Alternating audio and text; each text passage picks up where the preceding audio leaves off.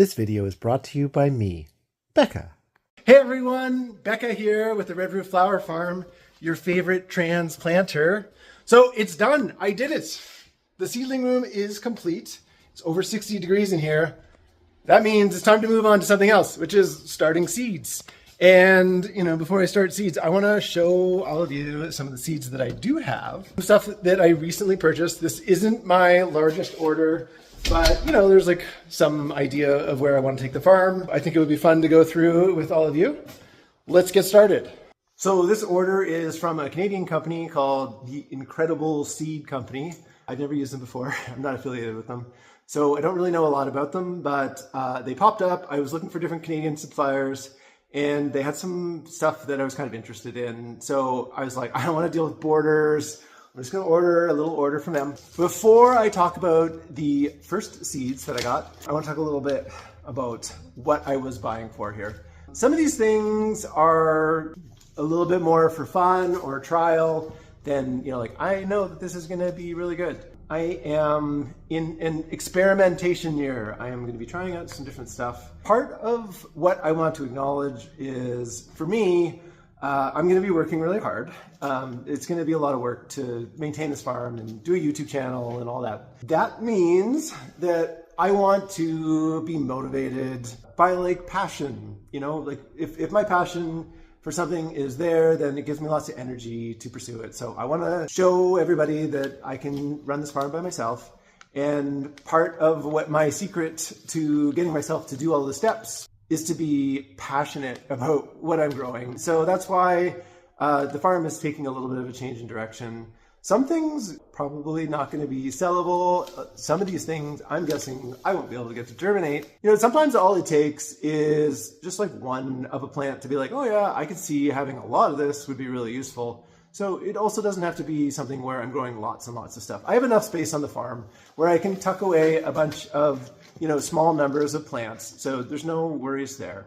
And yeah, let's get into it. And the first one is something that has limited commercial value, especially for the space that it takes up. It does sell somewhat well, but it's a question as to how productive it is, not at all, essentially.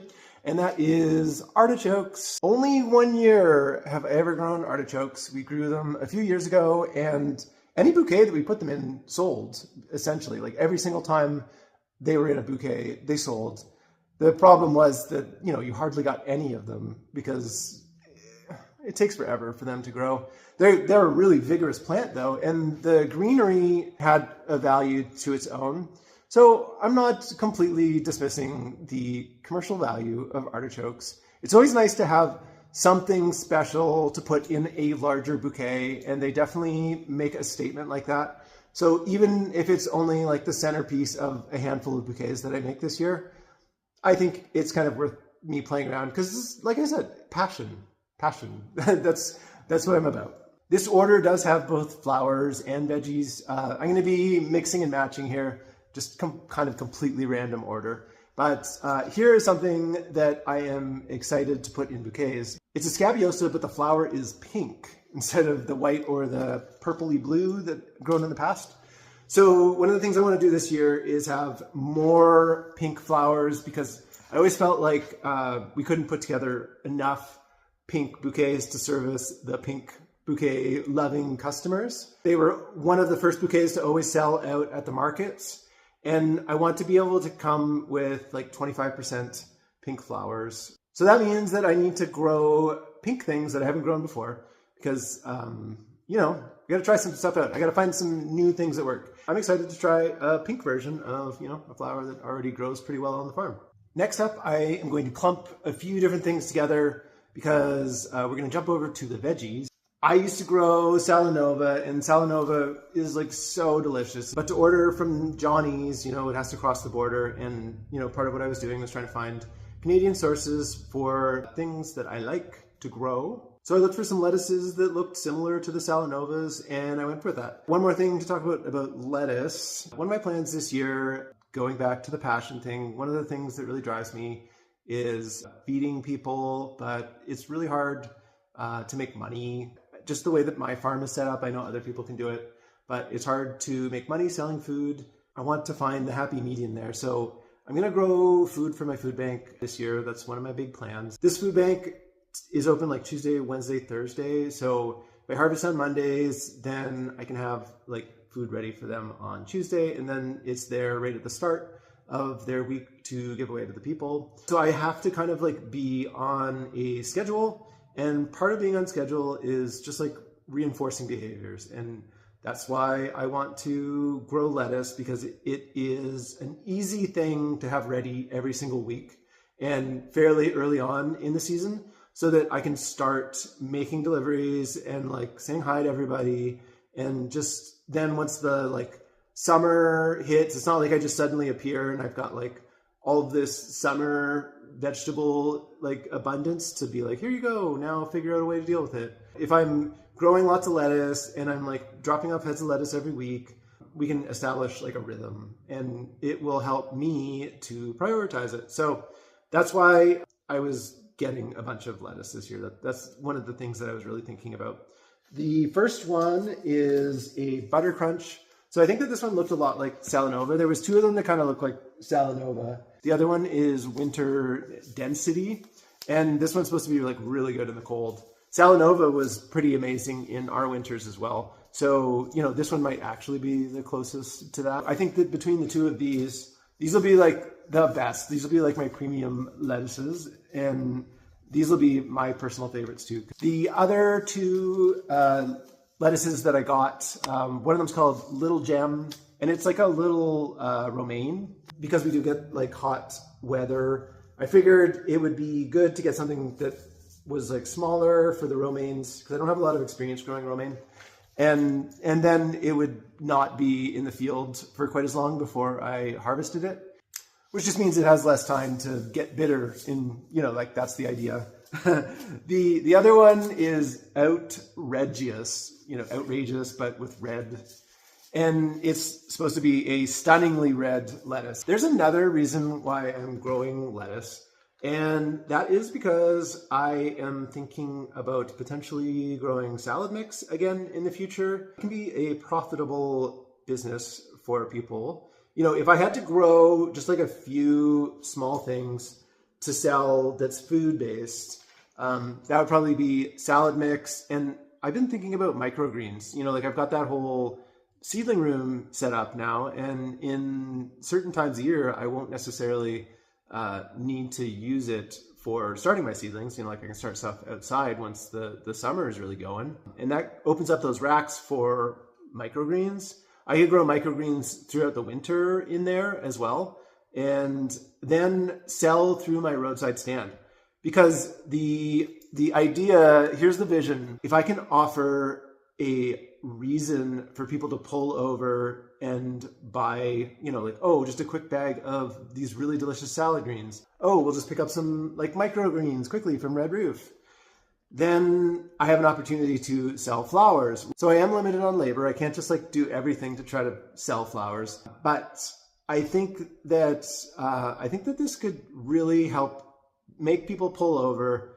You know, like I said before, if 10 people pull over and buy a bouquet in an entire day, that's like $200. That's not a lot of people over the course of a day. If I can get, you know, people pulling over regularly for lettuce, then all of those people I could potentially be selling a bouquet to. To go from 10 to 20 people a day, that's not insane with how much traffic this road has. I was thinking of like getting a little refrigerator, you know, with like the glass front that, you know, you might see for like wine bottles or something like that, and putting it out there, and then putting some like greens and seeing if that is something that people are interested in.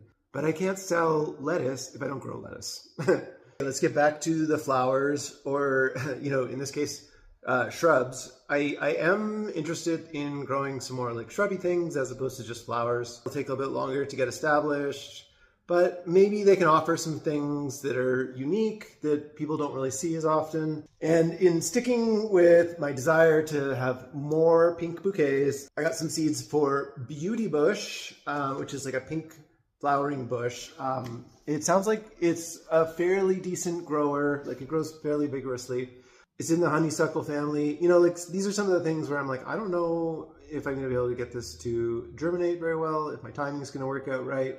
but I'm just gonna try it out. Even though the farm is kind of set up with beds, I do want to kind of surround the fence line with shrubs.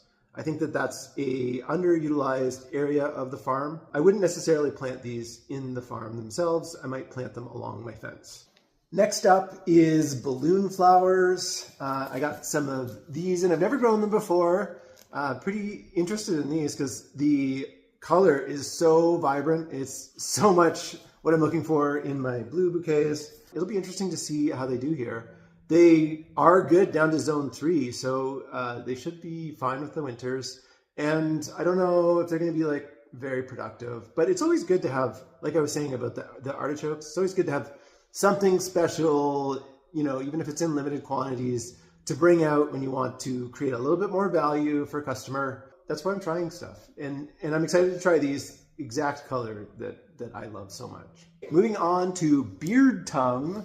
Never grown these before either. These ones are going to be blue and pink and red. It's like a mix, and I can see all those colors really featuring well in my bouquets. I really like when flower is a little bit more impactful and it brings like a lot of color to the bouquet. I feel like that's something that customers really notice, and that's why I'm excited to try out stuff like this. It is a perennial. I imagine it'll take a while to get established. Eventually it will be here, and then, you know, I can be the only one who's putting it in their bouquets. The next thing I want to talk about is dianthus. This one is grenadine clove pink. So this is the only dianthus that I got from this company, and I got it because I wanted some pink stuff, right? Just to fill in the mix. We've grown these before. The color is perfect.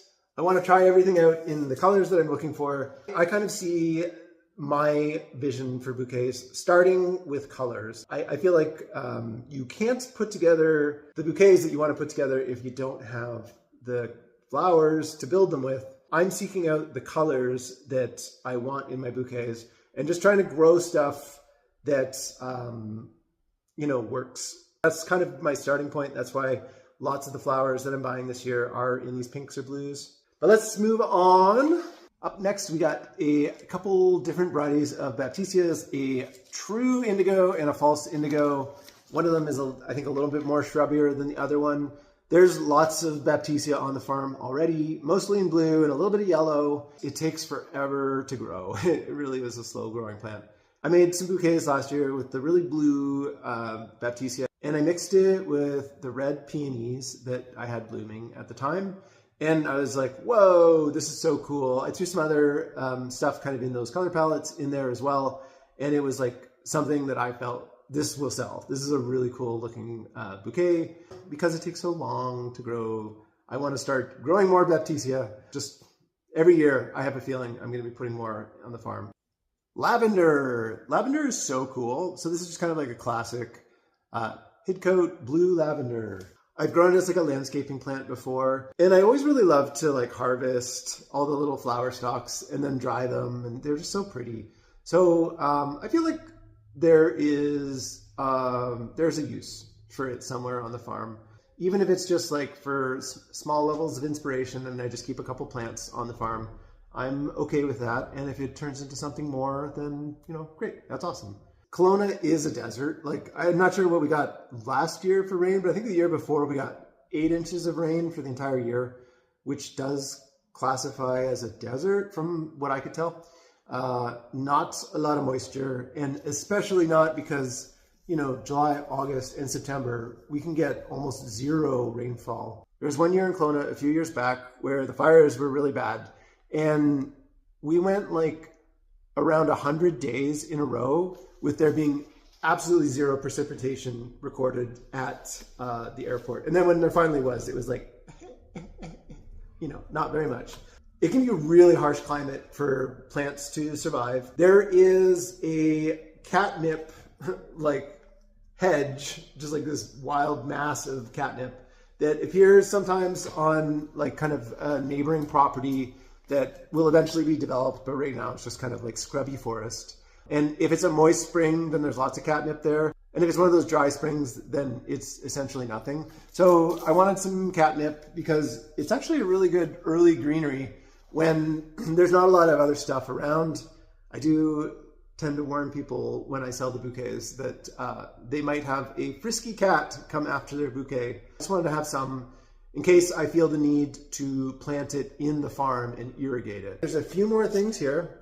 This is soapwort, Pink Beauty. Once again, pink, right? There's the theme. This is apparently kind of like usable in the same sense of baby's breath, like small pink flowers. Try it out. Trying stuff out. That's what this is all about. I don't know a lot about this plant.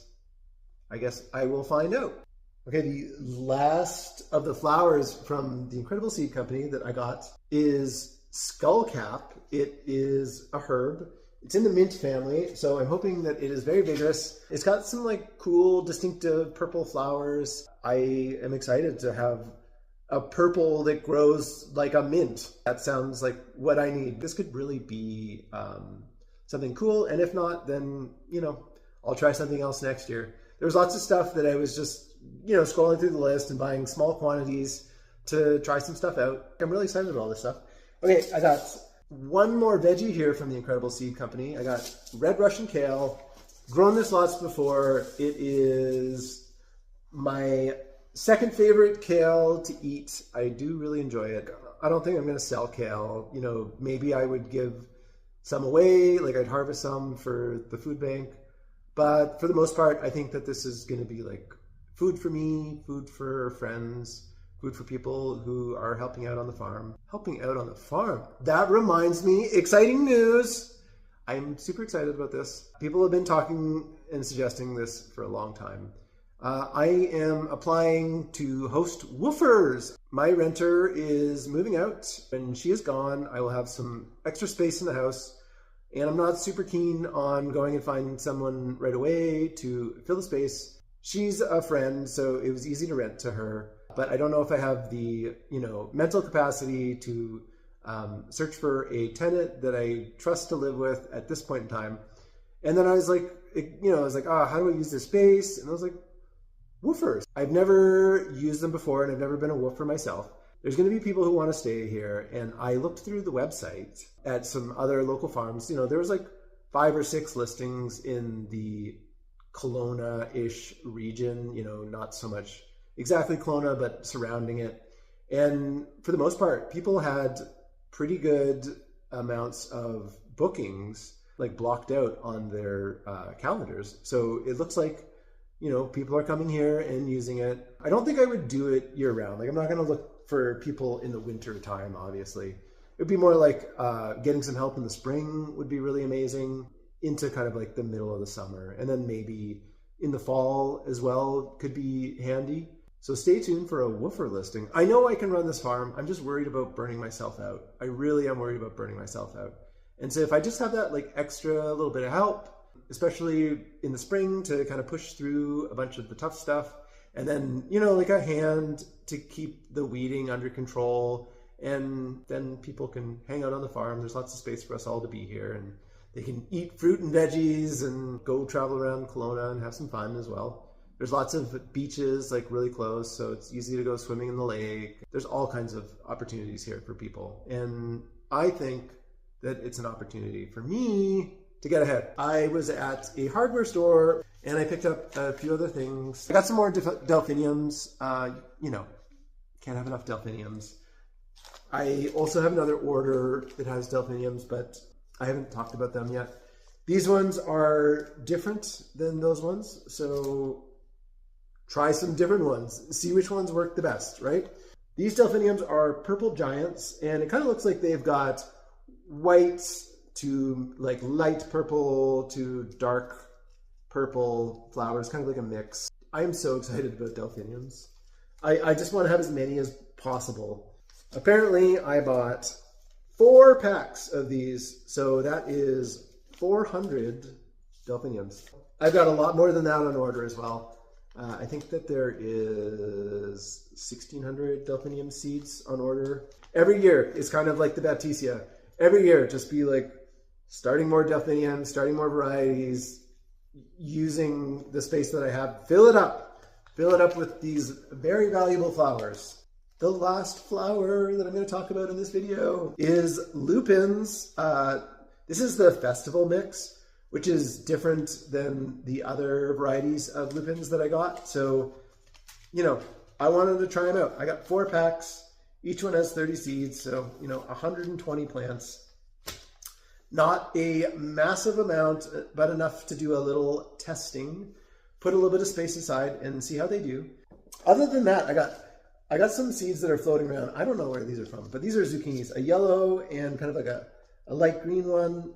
Gold Rush is the yellow one, and then Albrello di Sarzana is the lighter green one. I love zucchinis, so I want to kind of grow as many varieties of zucchinis as I can this year. I want to have lots of zucchinis. I want to have cucumbers to eat fresh off the vine. I want a cherry tomato that I love, and a, you know, kind of just like a perfect regular medium-sized tomato, and then something that's like more flavorful, like the pink Berkeley tie-dyes that I used to grow. I'm really excited about having food growing on the farm again. I used to do like a morning walk through the farm, and I'd just be like, just walking along and eating. And I miss that, and passion, you know? And also, then I can like feed myself as I walk around the farm. And that cuts out, you know, that's efficiency right there, right?